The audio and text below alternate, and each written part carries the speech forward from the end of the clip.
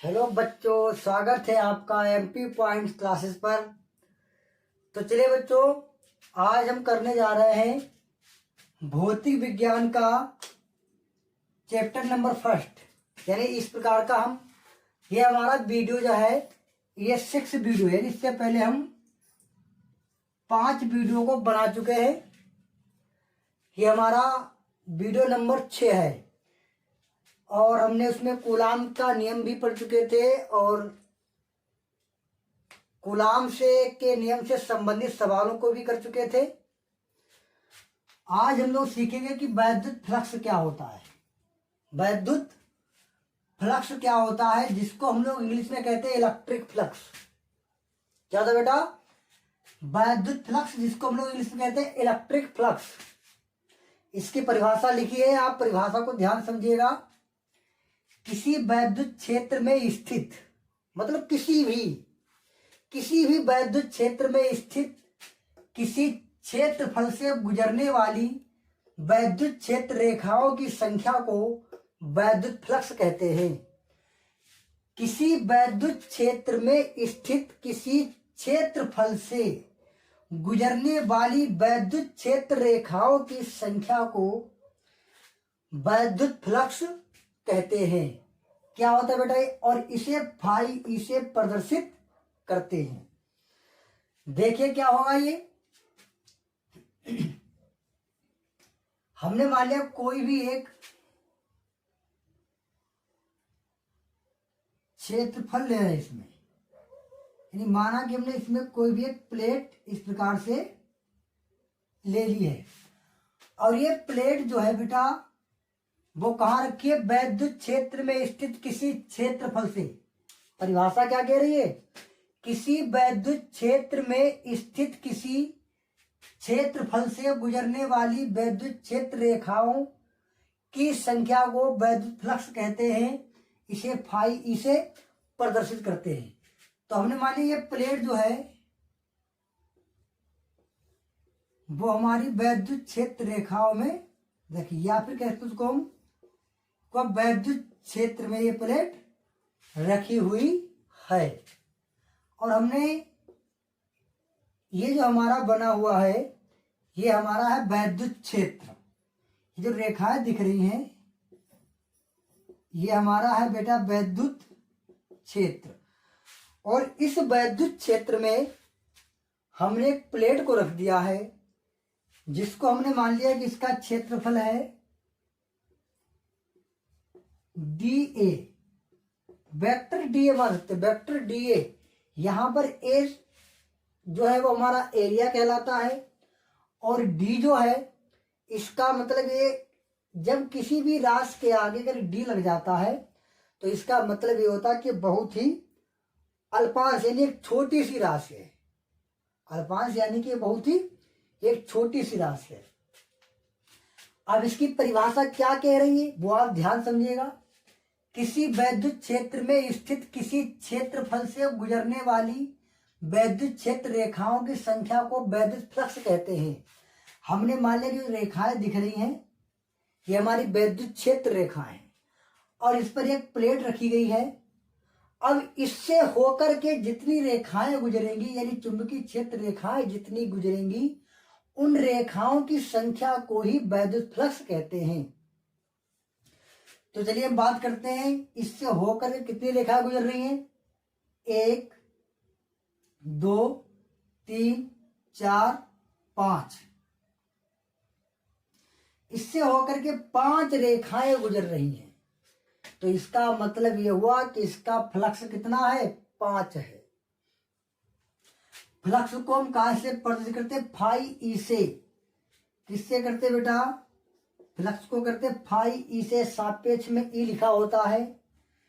वैसे मतलब तो ये होता है कि फ्लक्स को हम लोग प्रदर्शित करते फाई से। ई यहां पर इसलिए लगाया गया क्योंकि इलेक्ट्रिक फ्लक्स है। फ्लक्स को फाई से और एक ऐसा इलेक्ट्रिक फ्लक्स, इलेक्ट्रिक को हिंदी में कहते हैं वैद्युत फ्लक्स, इसलिए यहां पर हमने फाई को लगा रखा है। यानी फाई इसे प्रदर्शित करते हैं। अब ये परिभाषा मैं उम्मीद कर रहा हूं कि आपको समझ में आई होगी। फिर से एक बार बता दे रहे हैं कि किसी वैद्युत क्षेत्र में स्थित किसी क्षेत्रफल से गुजरने वाली कोई एक वैद्युत क्षेत्र है और उसमें माना कोई भी एक चालक रखा हुआ है और उस चालक के क्षेत्रफल से होकर के गुजरने वाली चुंबकीय क्षेत्र रेखाओं की संख्या को वैद्युत फ्लक्स कहते हैं। तो हमने यहाँ पर एक चुंबकीय क्षेत्र बना दिया, यानी कि एक वैद्युत क्षेत्र बना दिया है और इसी वैद्युत क्षेत्र से होकर के गुजरने वाली वैद्युत क्षेत्र रेखाओं की संख्या को वैद्युत फ्लक्स कहते हैं। तो यह वैद्युत क्षेत्र बना हुआ है, वैद्युत क्षेत्र में हमने एक प्लेट को रखा हुआ है और इस प्लेट से होकर के जितनी भी ये रेखाएं गुजर रही हैं उन रेखाओं की संख्या को ही वैद्युत फ्लक्स कहते हैं। तो हमने मान लिया यहाँ पर 1 2 3 4 5 चुंबकीय क्षेत्र रेखाएं इस प्लेट से होकर गुजर रही हैं, तो इसका फ्लक्स जो है वो कितना हो गया, 5 हो गया। कितना हो गया बेटा इसका फ्लक्स, 5 हो गया। अब इस प्रकार आप 5 ही नहीं 4 ले सकते थे, 3 ले सकते थे, 10 ले सकते हो, 50 ले सकते हो, ठीक है। इसी प्रकार से आप फ्लक्स को ज्ञात कर सकते हैं।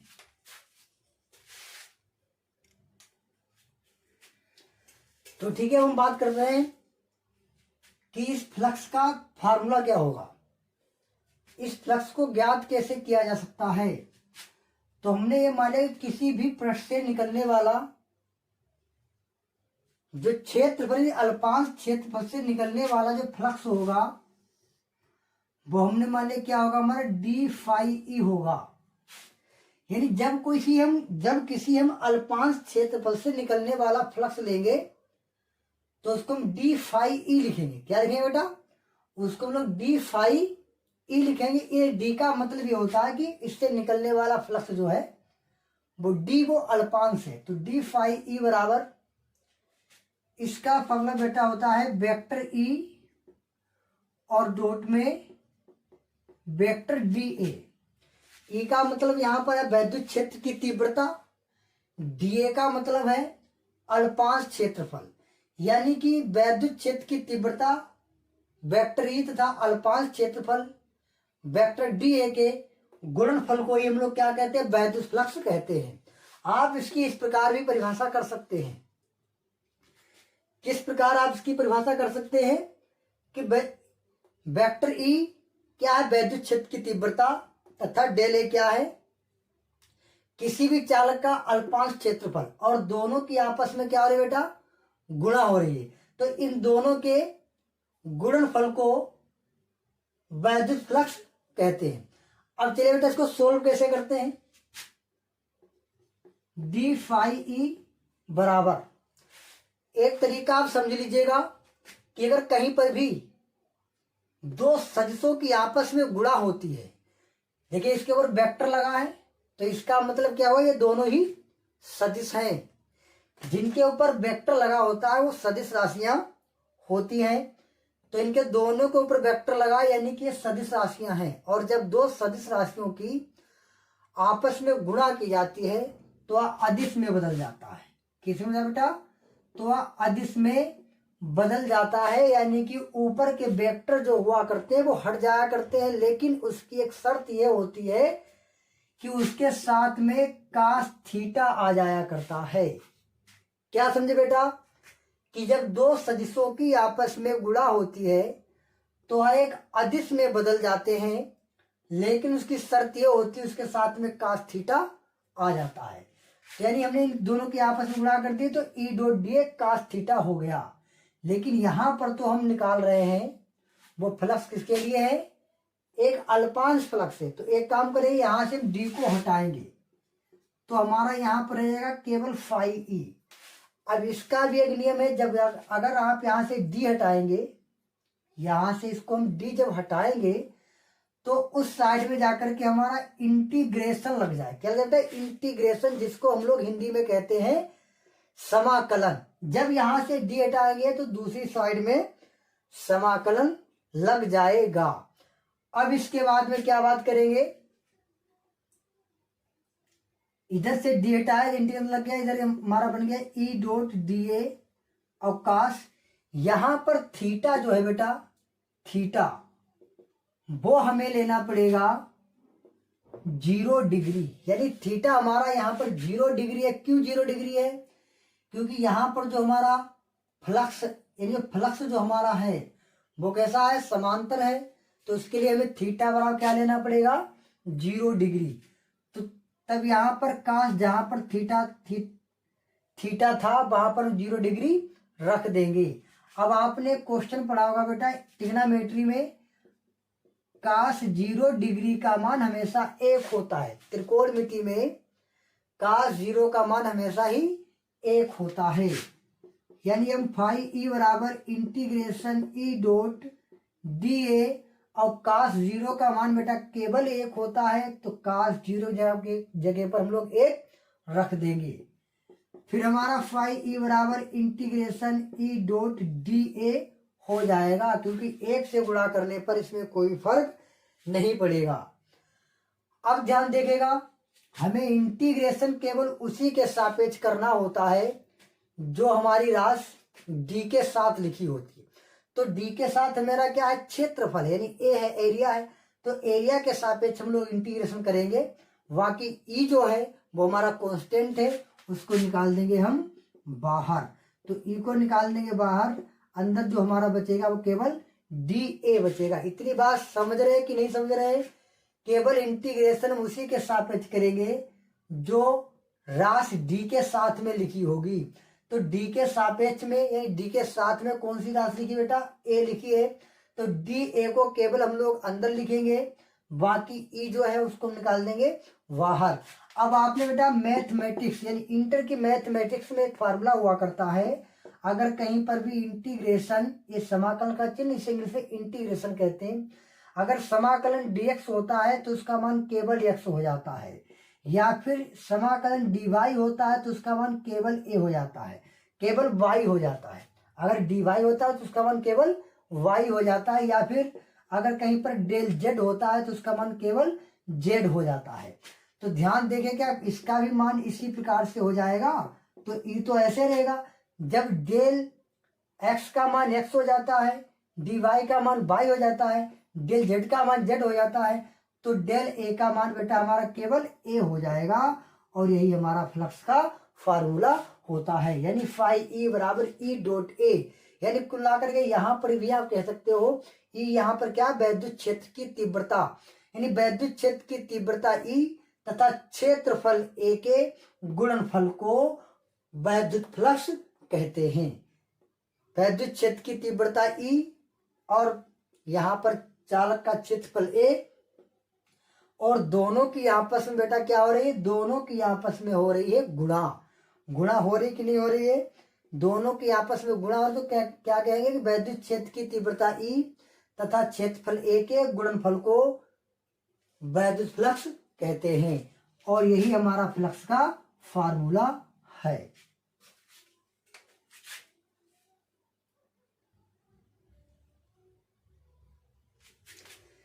चलिए बात करते हैं कि जो फ्लक्स जो होता है हमारा फ्लक्स, यानी कि वैद्युत फ्लक्स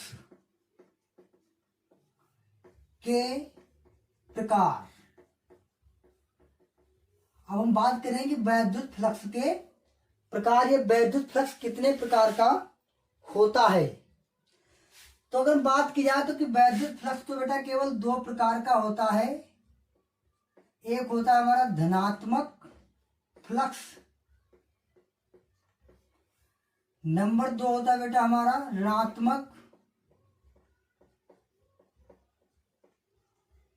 ऋणात्मक फ्लक्स। 2 प्रकार का फ्लक्स होता है, एक होता है हमारे पास धनात्मक फ्लक्स, दूसरा होता है हमारे पास ऋणात्मक फ्लक्स।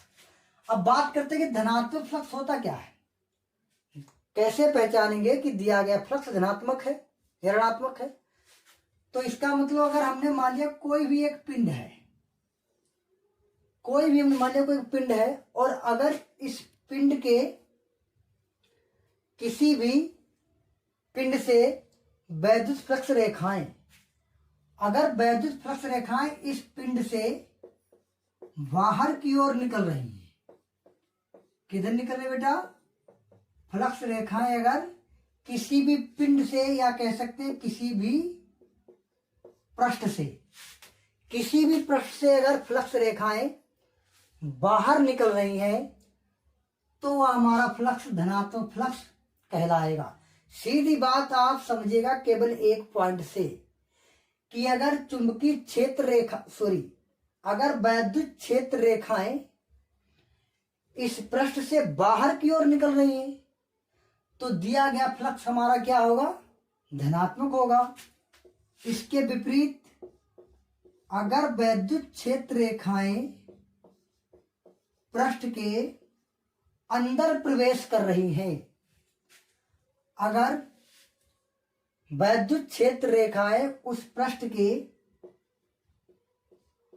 अंदर प्रवेश कर रही हैं तो वह हमारा फ्लक्स ऋणात्मक फ्लक्स कहलाएगा।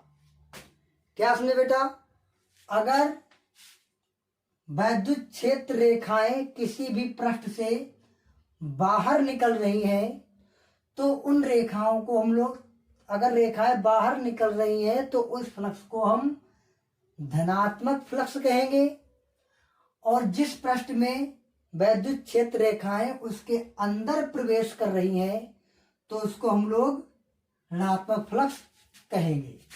तो बात आपको समझ में आ चुकी हो कि फ्लक्स कितने प्रकार का होता है। तो चलिए हम बात करते हैं कि वैद्युत फ्लक्स का मात्रक। किसका बेटा, मात्रक क्या होता है, मात्रक। इसके मात्रक पर बात कर ले रहे हैं कि वैद्युत फ्लक्स का मात्रक क्या होता है।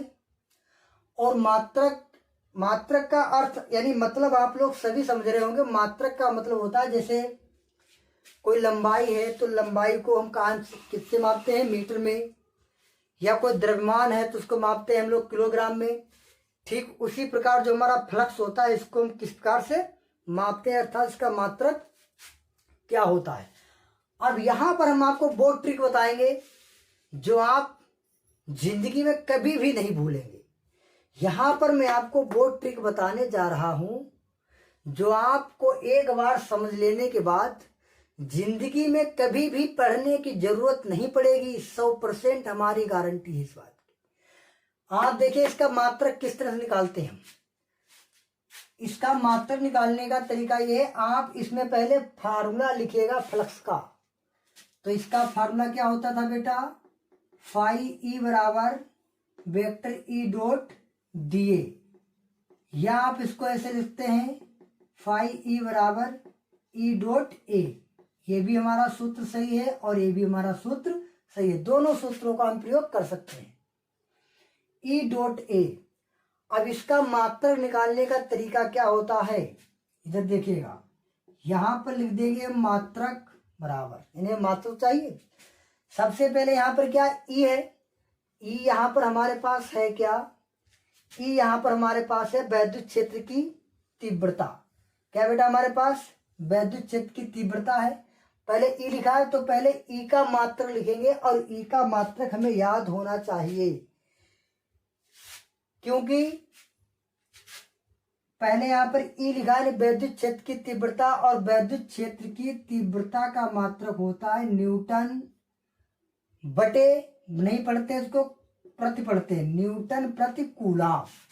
क्या पढ़ते बेटा इसको, न्यूटन प्रति कूलाम। अभी हमने बेटा किसका मात्रक लिखा, केवल ई का मात्रक लिखा। पहले आपको फॉर्मूला लिखिएगा फाई ई बराबर ई डॉट ए, फिर हमने मात्रक किसका लिखा, ई का मात्रक, ई का मात्रक होता है न्यूटन प्रति कूलाम। फिर बाद में गुणे, तो गुणे ए क्या है बेटा हमारा, ए है हमारा एरिया यानी क्षेत्रफल। क्षेत्रफल को इंग्लिश क्या कहते हैं, एरिया। और एरिया का मात्रक हमेशा क्या होता है बेटा, एरिया का मात्रक हमेशा होता है बेटा मीटर स्क्वायर। ये होता है हमारा एरिया का मात्रक, क्या होता है बेटा, मीटर स्क्वायर। अब यहां पर ध्यान से देखेंगे कि हमारा इसका मात्रक क्या आ रहा है, कुछ कट तो नहीं रहा, इसमें कटेगा तो कुछ है नहीं, तो इसका मात्रक बन जाएगा न्यूटन, आगे मीटर है तो पहले मीटर, न्यूटन मीटर स्क्वायर प्रति, न्यूटन मीटर स्क्वायर प्रति कूलाम। फिर से देखिएगा, ई लिखा था, ई हमारी वैद्युत क्षेत्र की तीव्रता होती है, उसका मात्रक होता है न्यूटन प्रति कूलाम। फिर गुणे में ए यानी क्षेत्रफल है, और क्षेत्रफल का मात्रक हमेशा होता है बेटा मीटर स्क्वायर, तो मीटर स्क्वायर लिख दिया। अब ये न्यूटन, मीटर तो ऊपर है तो बटे में कूलाम है, ये कूलाम तो बेटा बटे में है, तभी न्यूटन मीटर स्क्वायर, और बटे में ये हमारा मीटर बटे में नहीं, वो तो हमारा उसी के साथ में है, तो न्यूटन मीटर स्क्वायर, और ये बटे में कूलाम तो प्रति कूलाम, ये हमारा इसका मात्रक हो जाएगा। या करके आप इसको एक रूप में और भी लिख सकते हैं, किस तरह से, न्यूटन मीटर स्क्वायर, नीचे आपको पता है इसकी कुछ पावर, तो एक पावर हमेशा हर किसी की होती है, वो पावर जब ऊपर जाए तो क्या बन जाएगी, माइनस की, तो न्यूटन मीटर कूलाम इनवर्स, जब ये पावर हमारी माइनस की हो जाती है उसको -1 नहीं मतलब इनवर्स पढ़ते हैं, तो newton metre square coulomb inverse. ये ऊपर क्यों चली गई ऐसे समझिएगा, जब कोई भी संख्या बटे में होती है उसकी पावर 1 होती है, मान लीजिएगा, तो ये 3 तो ऊपर है ही, लेकिन जब संख्या ऊपर जाएगी 2 की पावर -1 हो जाएगी। समझ रहे कि नहीं समझ रहे, बटे में 2 की पावर 1 थी, जब ये ऊपर है तो -1 हो गई। उसी प्रकार देखिए एक कूलाम हमारा बटे में था जिसकी पावर 1 थी, नीचे थी एक ना, एक नीचे थी प्लस की, लेकिन जब ये कूलाम ऊपर गया तो इसकी पावर कैसी हो गई, माइनस की ये पावर हो गई। तो यानी हमारा जो मात्रक होता है वैद्युत फ्लक्स का, वो हमारा होता है newton metre square coulomb inverse. बहुत ही मोस्ट इंपोर्टेंट क्वेश्चन है, इसको आप कॉपी में नोट कर लीजिएगा। और इसके बाद हम अगले क्वेश्चन में आपको मिलेंगे अगले वीडियो में, लेकिन आप लोग लाइक सब्सक्राइब और चैनल को शेयर, हमारे वीडियो को शेयर जरूर करिएगा। तो ठीक है, मिलते अगले वीडियो में, तब तक जय हिंद जय भारत।